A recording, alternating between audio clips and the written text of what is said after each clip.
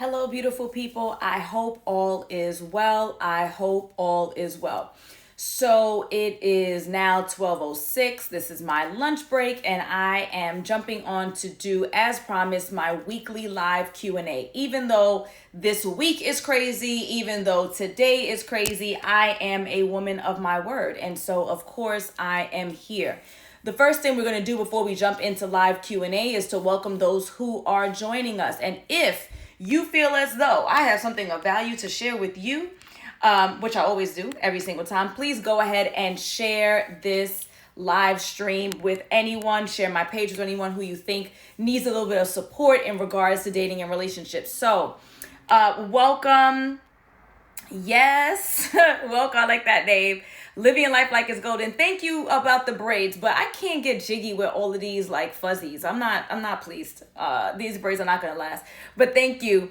Madison, thank you for joining. Miss Noel, thank you for joining. Tisha Vaughn, City Maid, that's right, City Maid, Brooklyn Maid for me.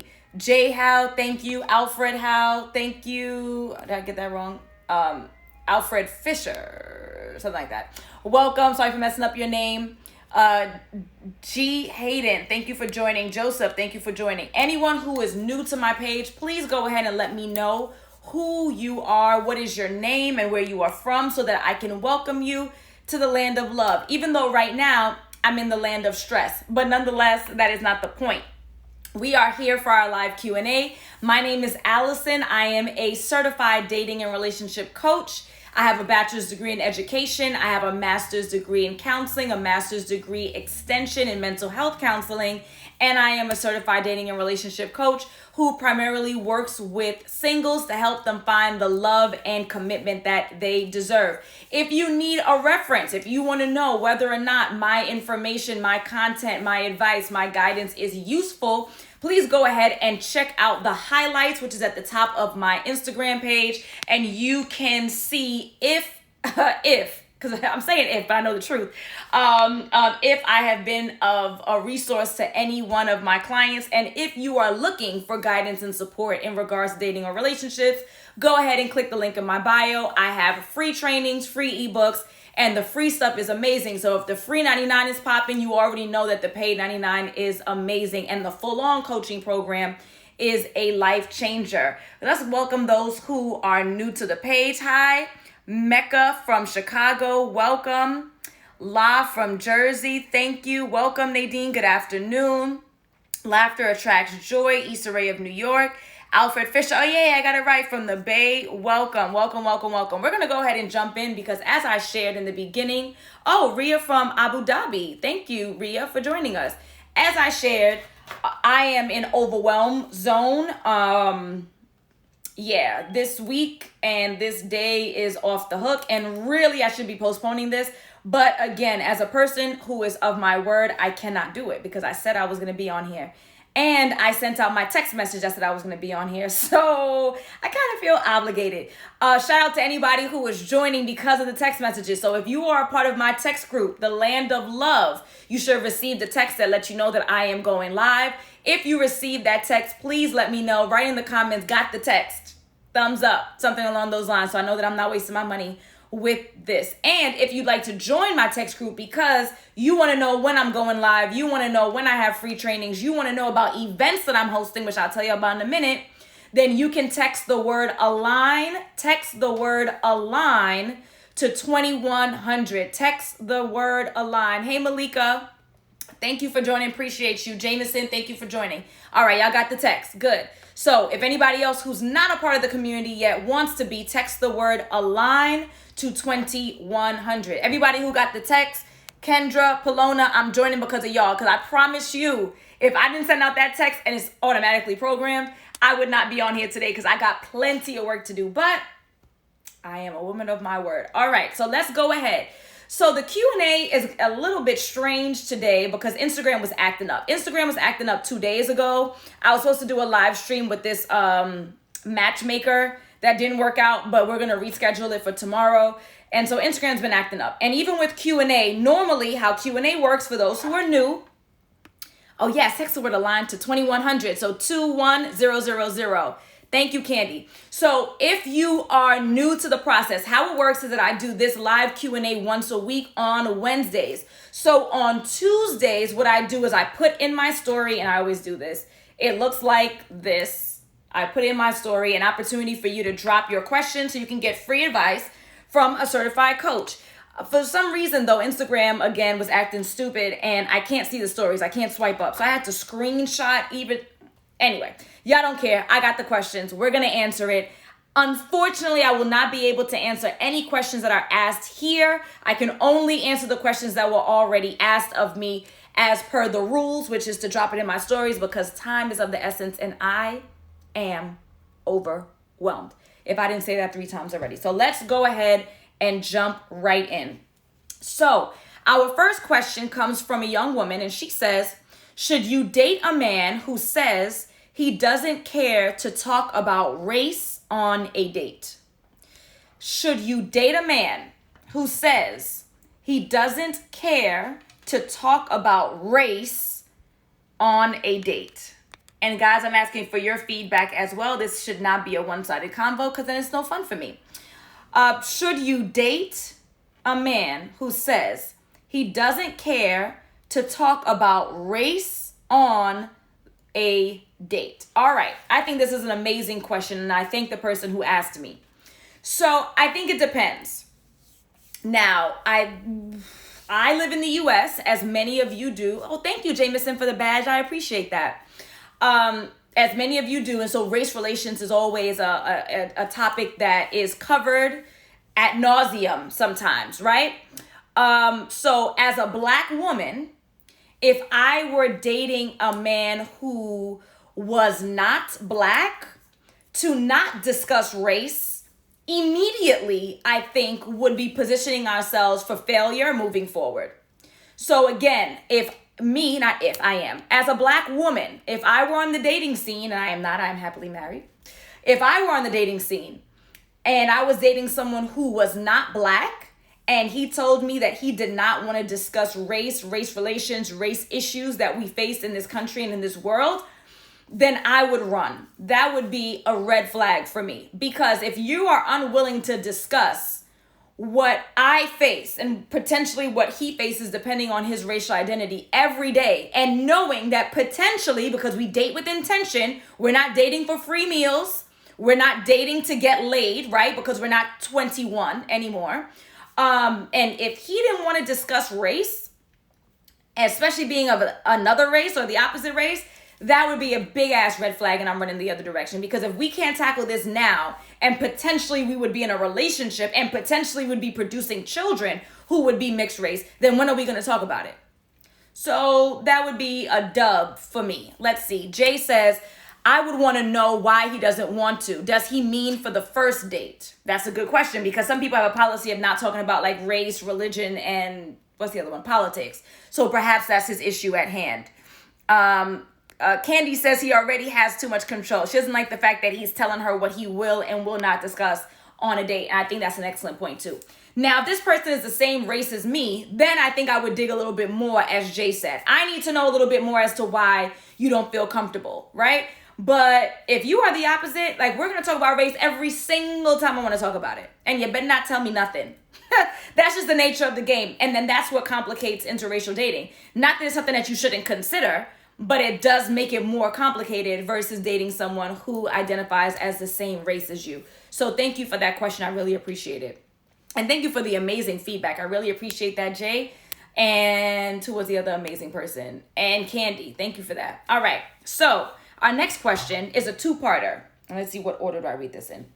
How do I offer emotional support to someone who I am dating that's going through a separation?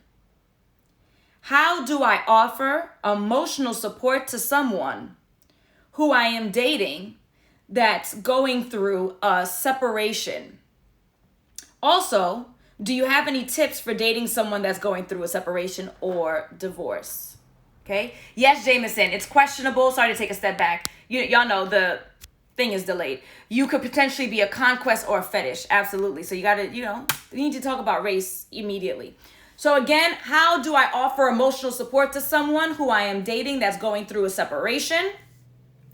Also, do you have any tips for dating someone who's going through a separation or a divorce? Okay. So get fit with tip. I can tell you now because I know who this person is. The gentleman that she is speaking about, that she's dating, he's going through a divorce. So he's legally separated, documented, legally separated. Where they're from, the requirement is that you have to be legally separated for a year before you can file for divorce. They're not in the US. And so he's gone through a year's worth of legal separation and they've just filed for their divorce. They've been living separately for years. So the good thing is I can give you some extra context. Hey, welcome everybody who's just joined the live. Appreciate you. That's Mimi. Thank you. I love hip hop 88, my favorite hip hop Instagram page. Thank you for joining. So we're doing our live Q&A. Again, my name is Alison. I am a certified life coach who specializes in dating and relationships. Every week on Wednesday, I do this live Q&A. I am a coach by profession, which means that I have both free services, but most importantly, because we are in a capitalistic society, I have paid services, but I want to make sure that everyone has access to some kind of professional guidance and support. So every Wednesday, I do this live Q&A so that folks can get that guidance, not only from me, but from you guys, those who are part of the community, the land of love. Miss Serenity says, why do they need emotional support? I'm confused if they're already separated and moved on. So luckily for me, I can give you context. Well, one, even though they've been separated for a year, I'm sure it's still not an easy transition, especially if you've been in a relationship or living with someone for X amount of years, right? So even though you might be legally separated from your partner or your ex-partner, it doesn't mean that transitioning will be easy for you. If you're accustomed to that person ironing your clothes, making your coffee, being there for you to turn to, right? Now, no, going from that to absolutely nothing is a loss. It's almost like a death. So even though you're separated and you realize that your romantic relationship isn't working, it doesn't mean that you're not missing out on the other elements of your marriage, right? Because marriage is not only love, right? Like it's practicality, it's execution, it's business. And when you're missing out on, and it's comfort and friendship. So when you're missing out on those elements, it doesn't mean that now I no longer love you, but that doesn't mean that I don't miss you or miss the benefits of you, right?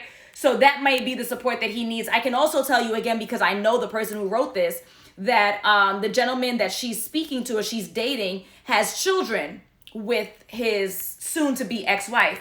And so perhaps raising the children in a way that he intended to as a married man in a couple in a home, now that dream is lost. There's loss to that. There's mourning to that as well. Kendra says you are mourning parts of the relationship. The good parts. I mean, it wasn't all hell, right? It's not a Hollywood movie. There are amazing elements of a relationship and a human being that you will miss, but you just know that romantically you're not fulfilled, and that's why you have decided that you would divorce. So I would guess and say that's what she means when she says she wants to support this gentleman, even though he's been legally separated from his wife for the last year. So to answer the other part, because I didn't drop my iPad and now I don't even know what the heck the question is. The other part of the question, I think it was, do you have any tips for dating someone who's going through a separation or a divorce? So this might be unorthodox, but one of the things that I highly recommend when you're dating someone who's going through a separation / a divorce is to keep your mouth shut.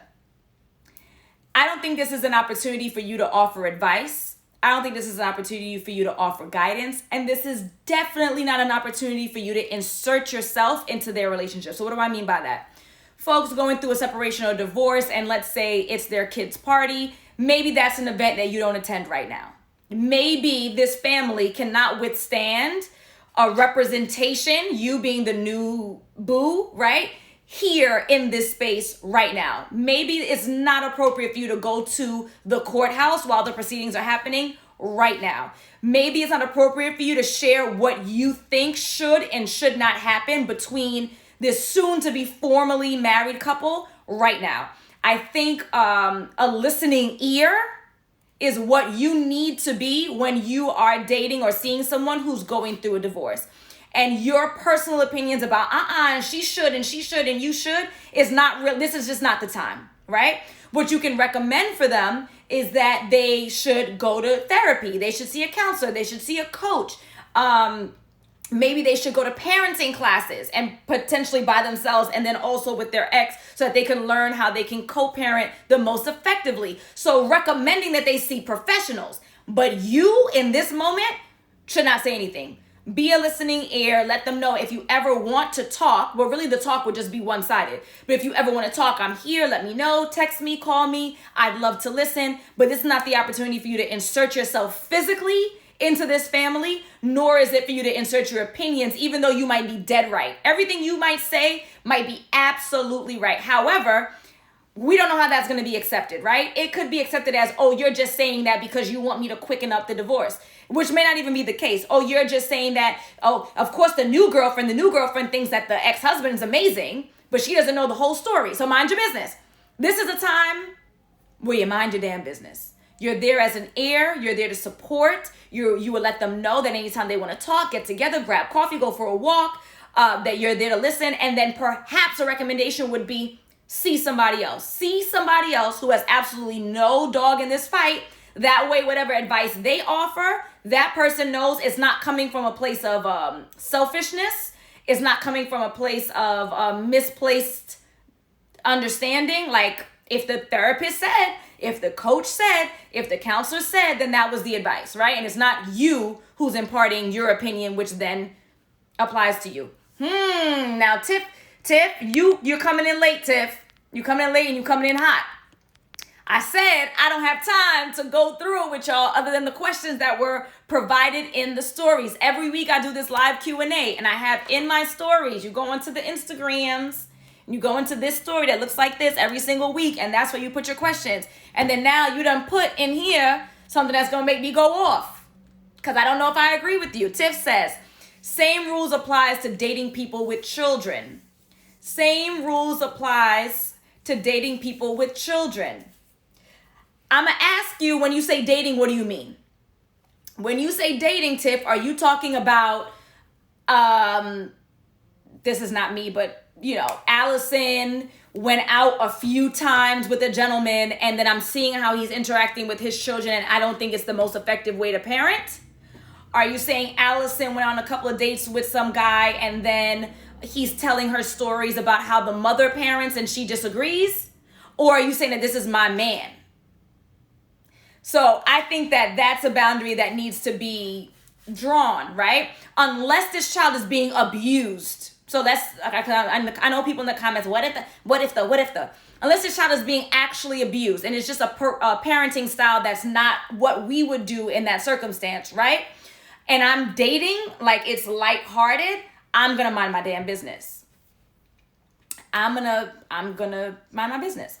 Now, if I am dating someone and I would call them my boyfriend, my partner, my significant other, and I see that they are parenting in a way that I don't think is what's best for the child, and y'all might not like this, and I don't care, and I'm saying that unlovingly, because normally when I like to soften things up, I say I'm saying this lovingly. I'm saying this unlovingly. If I see something that I think is problematic, I'm not going to say it to the children. I'm not going to say it in front of the children, but I am going to tell my boyfriend, my partner, my committed mate that I think that whatever he's doing is problematic.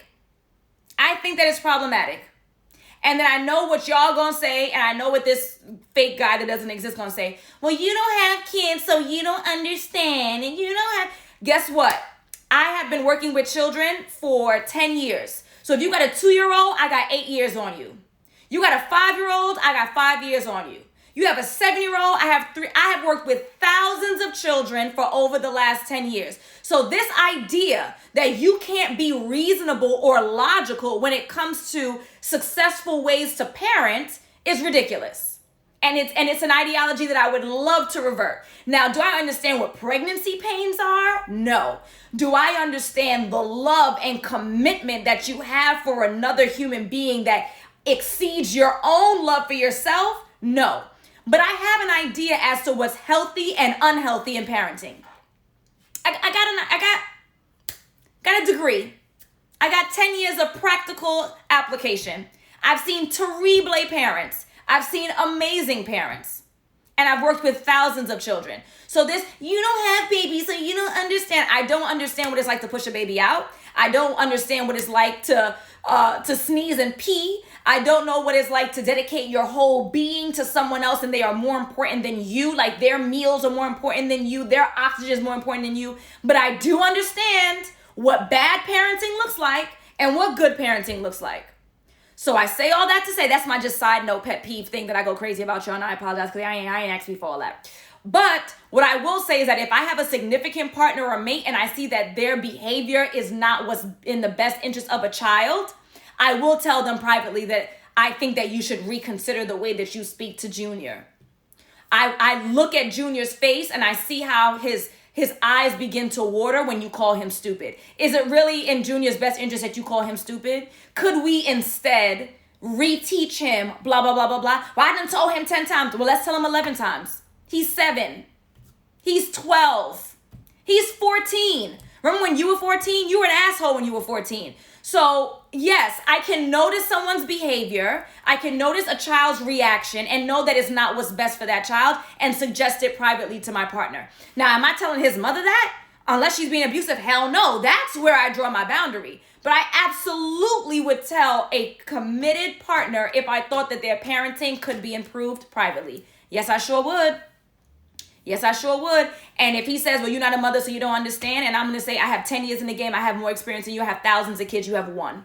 I'm telling you what you're doing is detrimental to this child. And I'm telling you what's more effective. You don't want to take my advice? Then good luck to you and your son. Or you and your daughter. But I know better than you. Thanks. All right. So now that I've gone off and then I done told Tiffany, you made me go off. I think it's more when the partner wants to come in and act like the parent. It's a problem. You can give advice, but don't try to step in like a daddy. Okay, but just understand though that we're complicating things because if he does become a stepfather, right? You get married, he moves in. Is the expectation that he says nothing to this child? Nothing. He lives with this human being. He is partly paying for the lifestyle of this human being, at minimum half, I would imagine, right? He eventually is going to be senior dues and limos and maybe even tuition, right? If you're a married couple in the same household, then when you do your financial aid, his salary is going to be a part of which college. And so he can't say a word. This is so murky and it's so difficult. So murky and it's so difficult. And this might not be likable either. But this is my honest opinion. This is why I think that folks who do not have children should work as practically as possible to date other folks who do not have children. Because as the parents say, we don't understand. And then those who do have children have this magical understanding that we don't, right? So then they should date folks who have children too. That way they understand this boundary that us non-moms and non-dads seem to not be able to process. Joseph says, sometimes people know they're bad parents. They just want to be accountable. An accountable parent will consider your positive input. Consider it. Again, this is not abuse. So you're not like slap, like hard slap. Because I'm West Indian, so I got cuff, right? But I'm talking about like pounding down, starvation. Like it's not abuse. It's just I think that parenting style may not be what's best in this circumstance. I'll talk to you privately and give you insight. Whether or not you choose to take it is your business. Right? Now, if I am the mother to that child, I am in the household, and I am the mother to that child, then we need to talk about a new set of boundaries, which complicates things. I need to know what their mom will accept and not accept. If that mom says, you can't put your hands on my kid, I respect that. But if they're in my house for weekends or what have you, then they are going to follow the rules of this home. And then so what? And then mom says not, and then, y'all, I highly recommend to date people that have children, if you have them, and to not date people. And I know that's not a likable response, but I think it's just the most practical thing to do because where do you draw the line? It becomes so murky. Yes, you can have conversations, but at the end of the day, a conversation can still end with two people absolutely disagreeing with each other in terms of parental style. Okay? But y'all, I got to get back to the questions, y'all. I love y'all. Okay. I've been told, this is a woman, guys. I've been told I'm intimidating and hard to approach. No explanation. How can I change? I've been told I'm intimidating, hard to approach, with no explanation. How do I change? All right, so the first part of this, I know y'all gonna get on me because I do this all the time. Words matter, semantics matter, and I need to know, I've been told I'm intimidating. Does that mean that you believe that you're not? Because I've been told doesn't mean I am, right? I've been told means people have told me. I am means I believe it. And I've said this on live on multiple occasions, and I try not to curse on live, but it's just something that stuck with me when I was in grad school, and I loved it. It's probably the only thing I remember from grad school, to be honest with you, which has a lot about our college and higher education system. But nonetheless, a professor said if one person calls you an asshole, they are an asshole for calling you an asshole. If 3 people call you an asshole, they are an asshole for calling you an asshole. If 5 people call you an asshole, you're probably an asshole. So I need to understand, when you say I've been told I'm intimidating or hard to approach, do you believe it? If you believe it, then let's talk about that and we'll move forward. If you don't believe it and more than a significant amount of people have told you, I'm gonna need you to believe it, because that's the first step. If you don't believe, you know what they say, like in Alcoholics Anonymous, right? Like, or you have to accept the fact that you have a problem. I did a reel the other day about soul ties. You have to accept the fact that it exists. If you don't believe that it exists, then it will not happen for you. Or if you believe you're capable or incapable, it will never happen, whatever it may be. It won't happen for you. So do you believe that you're intimidating or hard to approach? Have multiple people told you that? And if so, then you need to start believing it, because it's the truth. Okay? So now that we've gotten that taken care of, I'm going to go with I am intimidating and hard to approach, but no explanation. No one ever told her how specifically. How can I change? So the first thing is I would want an explanation.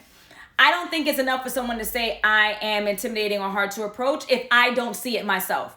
So there must be at least one ex, even if it's an ex from high school or from college, that you could reach out to who can give you some kind of explanation, details, an example, because how are you going to improve the behavior unless you have a better understanding of it and you honestly don't see it yourself, if you really don't see it yourself? So I would reach out to somebody out there. There is a guy that you dated for a couple of months who told you that back in college, that you can say, hey, how are you? I hope all is well. I see you on Facebook. You know, your wife and your children are so beautiful. I'm so happy for you. So I want to be a little transparent. I'm going to be, you know, a little upfront with you. I'm having a hard time dating. I know you shared with me a while back that I was intimidating or hard to approach. I'm trying to work on it. Do you have a couple minutes just to jot down real quick, like what was difficult about me, because this is something that I really want to change? There got to be somebody. There's somebody, right? And notice I preface with your family is beautiful. So this is not an effort to get back with you. I need someone to give me some feedback. There has to be a friend, a male friend that you've never dated but has seen the behavior, gay or straight, a woman, somebody who's in a position to give you some insight on, yeah, you are intimidating and this is how it manifests. This is how the behavior. Yes, Candy says a good friend can tell you why you are intimidating or hard to approach. Just listen. Just listen, right? Someone's going to give you some insight. And then once you have an example, right? Once you have an opportunity to see, oh, these are the instances when I am like this, then you can proactively do the opposite. So if someone were to tell you, well, yeah, you were intimidating because when I walked up to you in the bar and I asked you what your name was, and you said, oh, hi, my name is Alison. What do you do for, oh, I work at a top-notch law firm, and I went to Ivy League, and I drive this Benz, and I have this house, and I have these Airbnbs.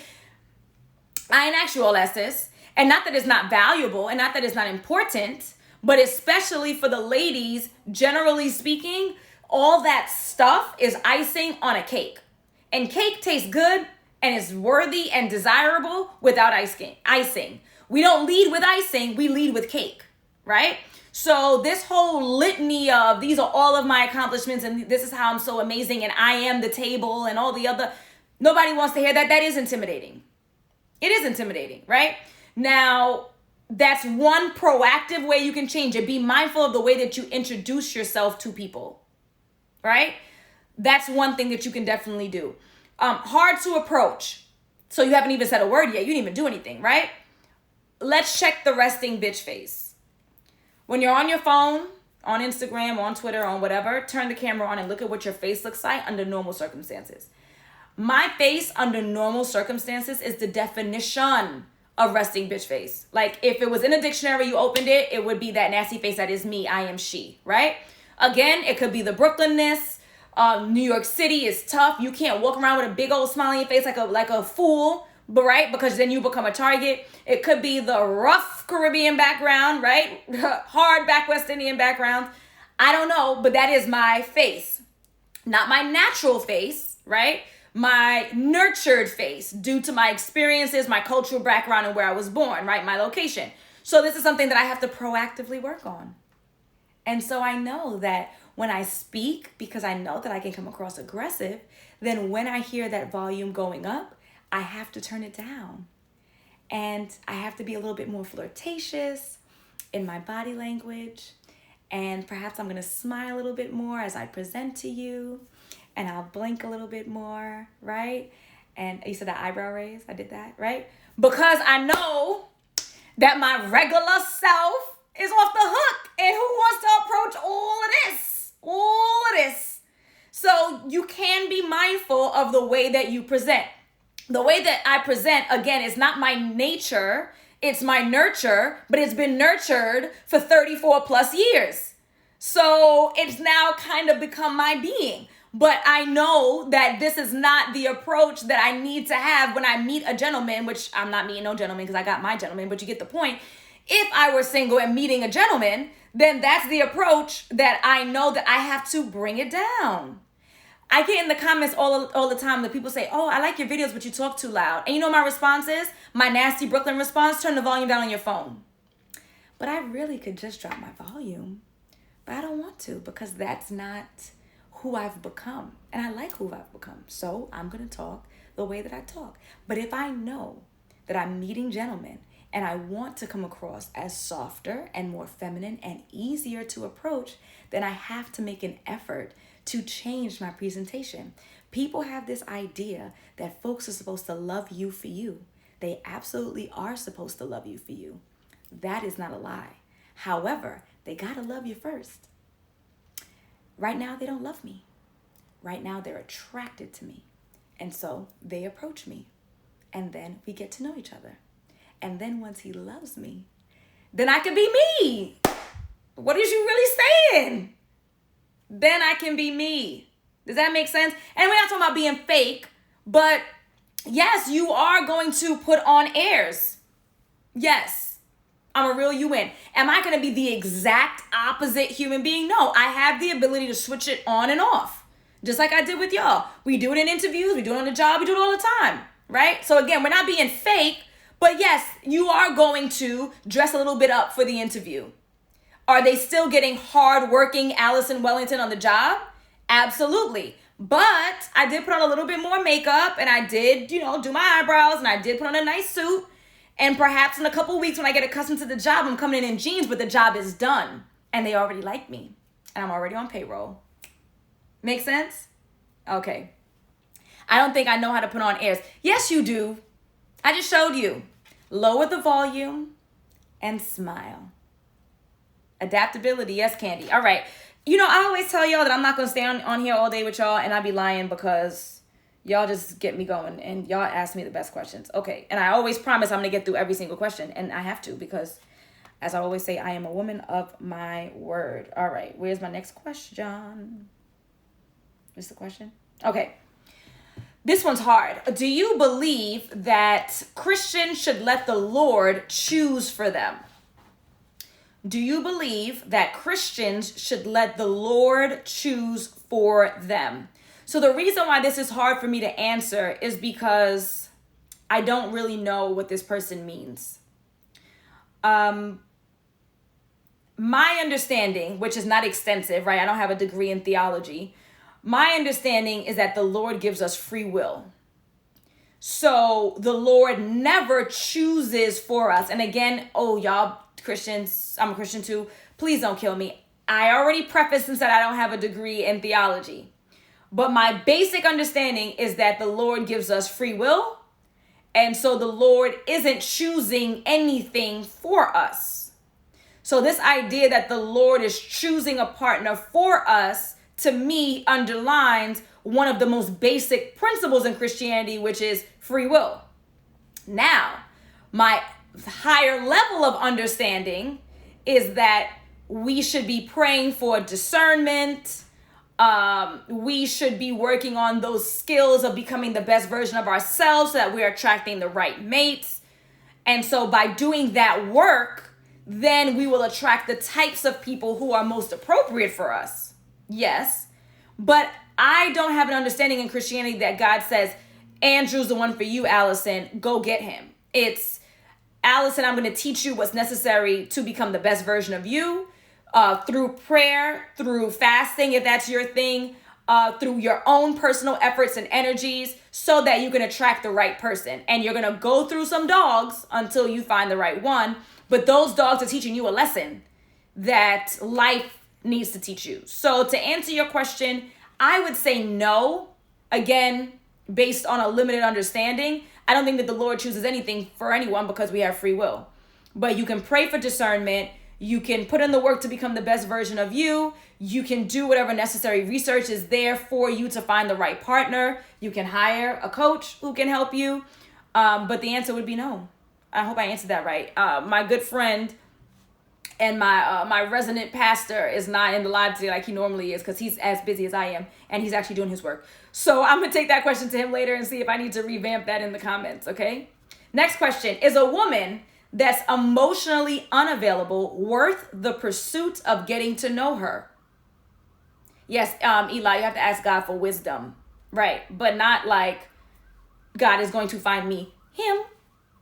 Like, for like Coming to America, when he spins the map, I'm going to Queens to find a queen. I don't think it works like that. All right. So is a woman that's emotionally unavailable worth the pursuit of getting to know her? Is a woman that's emotionally unavailable worth the pursuit of getting to know her? So first, I'd like a little bit of a definition of what emotionally unavailable is. I think that we all define it in different ways, but that's a side note. To answer the question, it depends. So I always preach about the non-negotiables. You need to know exactly what are the character and personality traits that you are looking for in a partner. Now, if you have listed anything, and I say this all the time, anything that you've listed is your list, who am I, right? Now, if you booked a session with me, I can tell you what's practical, what's impractical, what in my opinion is more important or less important, what is required in order to have a successful relationship or not. However, your non-negotiables are your non-negotiables until a professional looks at it, right? And gives you feedback, and then you make your choice thereafter because that's your life at the end of the day. So if you put on your list of non-negotiables that the person has to be emotionally available, has the ability to share and express how they feel in a healthy way, however you might define it, and this woman doesn't have it, then this woman is not an option for you. That's it. That's how simple dating can be. People like to complicate dating and make it seem so much more difficult than what it needs to be. You have your list of your non-negotiables. You will not waver on these personality or characteristic traits, right? You meet someone, you ask them a series of questions around those non-negotiables. You figure out that they have it, at least seemingly, and then you'll build over time. They have it or they don't. If they don't, you move on. That's it. It's really that simple. But do not insert negotiables in your non-negotiables. If you have decided that these are the things that a person must have and not emotionally unavailable is one of them, then this woman's not an appropriate match. You keep it moving. You don't invest time and then a year later, you're angry with her when you really need to be angry with yourself. You're angry with her because she's not emotionally available. You knew that a year ago and you still dated her. You wasted your time and her time. You should be apologizing to her.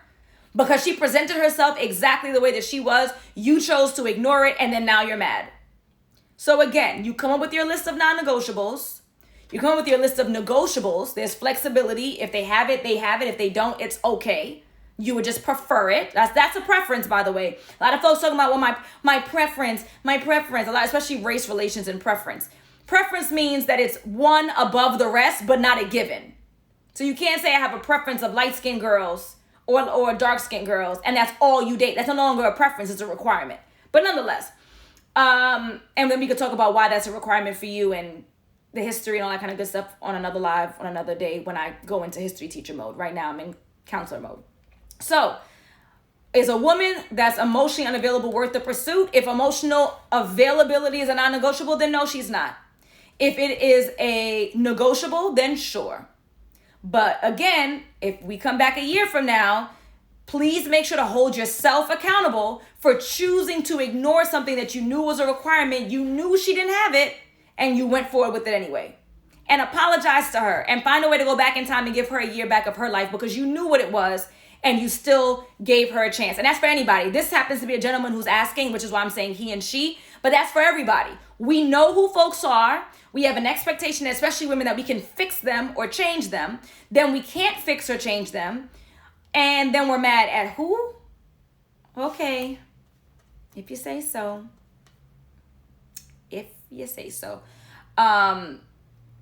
Do less, the process of elimination applies with your non-negotiables. Can you reword that, G? I don't understand the way that the question is worded. Joseph says, I know women who are emotionally unavailable are very worth it. I think it's best to be her friend and date her only if she's ready to let you in. Yeah, I mean, a friend, sure. I mean, you could be friends with anybody, almost. Once they're not like a pedophile or a racist, Sure, if you want to be friends, be friends. I'm looking for, I think I had 2 other questions. This is why when Instagram makes my life hard. Okay, one more, good, because I got to go and I love y'all. Special shout out for everyone who purchased a badge. Miss Nina Carter, thank you for purchasing a badge. Jameson, thank you for purchasing a badge. Jap, thank you for purchasing a badge. I appreciate you. And before we get into the next question, let me drop this on y'all. So, I've had a lot of folks who have DM'd me, Alison, I need matchmaking services. Alison, do you know anyone who's an eligible bachelor or bachelorette? Alison, can you host an event, speed dating to connect us? Speed dating, no. I don't have time to tell you why, but it's a good reason. But I do have a singles sip and paint. So I have a singles sip and paint that I'm going to be hosting on July 18th. A singles sip and paint in Brooklyn, New York. I'm going to be hosting July 18th. So for all of the folks who have DM'd me and said, I can't find, I don't know where to look, I can't find, can you connect me? Can you host an event? Can you create an event? I have done it for you. Here you go. In 28 days, I am hosting a singles sip and paint. So you are going to come to this event. You, as a single, amazing human being, to meet other singles, to mix as you see fit on your own, to mingle as you see fit on your own, as well as to be able to walk home with an amazing artistic project that you can hang up in your house and be proud of, okay? So singles, sip and paint. It's 21 and up, Misha. I'll be real, though. My following ranges from ages... On Instagram, it says from 25 to 44 is where like 70% of my followers are from. But it is age 21 is the youngest that you can attend. But my following is like 35 plus. Between 25 and 44, but really like 35 plus. So again, singles, sip and paint on July the 18th in Brooklyn. See, living life like you need to come to Atlanta. Let's see how this event goes first. And then we can go from there. I am going to be posting the flyer tonight around 8 p.m. And I'm going to have the link in my bio tonight. Actually, maybe earlier than that. But again, share with a friend. I'm going to be posting about it every single day. It's going to be in my stories as well on my page. Singles, sip and paint. I cannot ensure that your girl, Phil. Your girl, did I get that right? Which is why I do not do, speed dating. Because speed dating requires it. Absolutely requires it. But sip and paint does not. It's a mix and a mingle. So it's up to you to get up and to introduce yourself, as well as it is for gentlemen to introduce themselves to you. Okay? I got to move on to the last question, y'all. I told you I had to go and I'm over time. If you have any questions, you put it in the stories the day before. Last question. She DM'd this to me, which she didn't follow the rules, but I'm going to let her rock. Hi, Alison. I'm new to your page. My name is blank. I am from blank. I simply love your work. Thank you. So I've been dating my boyfriend for 2 years now. On the verge of our 2nd year, I caught him sending sexual messages to a female. He said he had never stepped out physically, so I forgave him. But now he will be traveling to study abroad for 3 years, and I'm feeling some level of insecurity/anxiety. How can I approach him and tell him how I'm feeling? Do it again because it's a whole big paragraph. I've been dating my boyfriend for 2 years, on the verge of our second year. So this is a year ago. I caught him sending sexual messages to another female. He said he had never stepped out physically, so I forgave him. But now he is traveling to study abroad for 3 years, and I'm feeling some level of insecurity and anxiety. How can I approach him? What you mean, Jay? There's no way that's a real situation. Why not? People emotionally cheat. He probably did it physically, to be honest with you, but whatever. All the time, and then they go away to study or go to the military. It happens all the time. Tell me, G, tell me more. Why is this not a real situation? What's so impractical about this? She's from Jamaica, I can say. She's from Jamaica, so he's going overseas to travel. He could be going to any one of the Caribbean islands that have the university all over, St. Lucia, Barbados. He could be coming to the US or Canada or Europe to study. And so it's been a year since he sent those messages. She's worried about some kind of inappropriate behavior. So I'm going to echo with my good friend Tiff is saying 3 years with or without the cheating incident. And I call that cheating. Sorry. Actually, you know what? I'm going to go with inappropriate messaging. And I'm assuming that he cheated. But with or without the inappropriate messaging, 3 years. And if he's going to study, I'm assuming he's in his 20s and you're in your 20s. That's a dub. In my very New York City way. That's a super dub. So, he's going to be studying for 3 years abroad. He hasn't left yet. What I would say is, again, with or without the inappropriate messages, babes, I love you. We're both young. I think it's best that we take a break from each other. You have an opportunity to be sure that this is something that you want. I'd love to still stay in communication with you. When you visit, I'd love to still see you if that's how you feel. I'd like to visit you if and when possible, wherever you're going.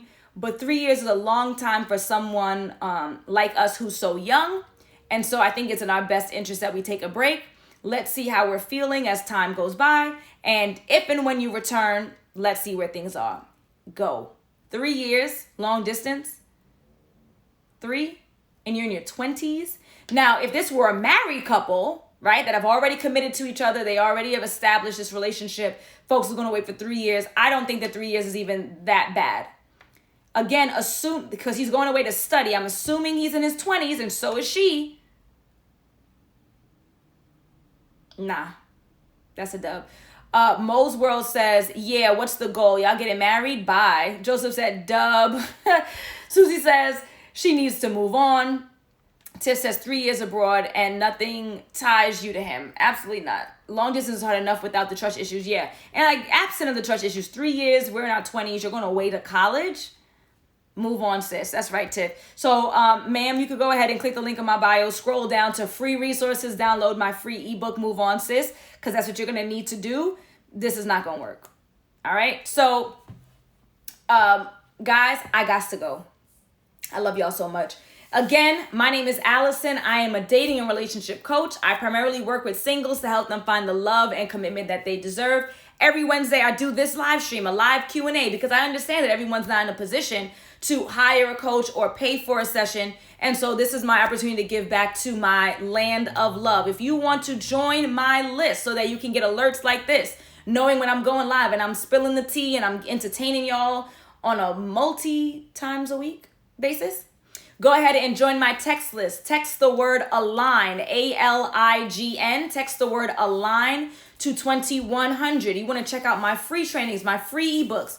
Go ahead and click the link in my bio and scroll down to free resources and you will see all that stuff there. And once you see how poppin' the free 99 is, and if you really want to make a change and you're having a hard time, then you will go ahead and book a session with me so I can show you how I can help you find the partner you deserve. Again, I'm going to be posting tonight the link for, guys gonna be tired of me with this. I'm gonna be posting it every day because I don't want nobody to say, oh, Alison, you don't host anything. All you do is give us this dry ass advice. I'm giving you an opportunity to meet other singles in New York City. Take it. July the 18th, I'm going to be posting on my stories every single day with a swipe up. You can swipe up and purchase your tickets. Make sure you purchase a ticket that says Align with Alison. Thanks. And I'll have it on my timeline as well. July the 18th, July the 18th, July the 18th. Singles Sip and Paint. So you have 28 days. And you already know how I am. Early bird tickets are already sold out. So now we're at X pricing. I'm not going to say what that is because y'all might watch this later and it might change. And the prices will be going up. That is the nature of the game. So please take advantage ASAP before they are sold out. I love all of you. Thank you for being such amazing people, for being a part of this land of love. Go ahead and share my page, my Instagram, purchase tickets if this is something that you're looking for in New York City so that I can help you get aligned and find the partner you deserve. Adios, amigos. Love you all. Peace.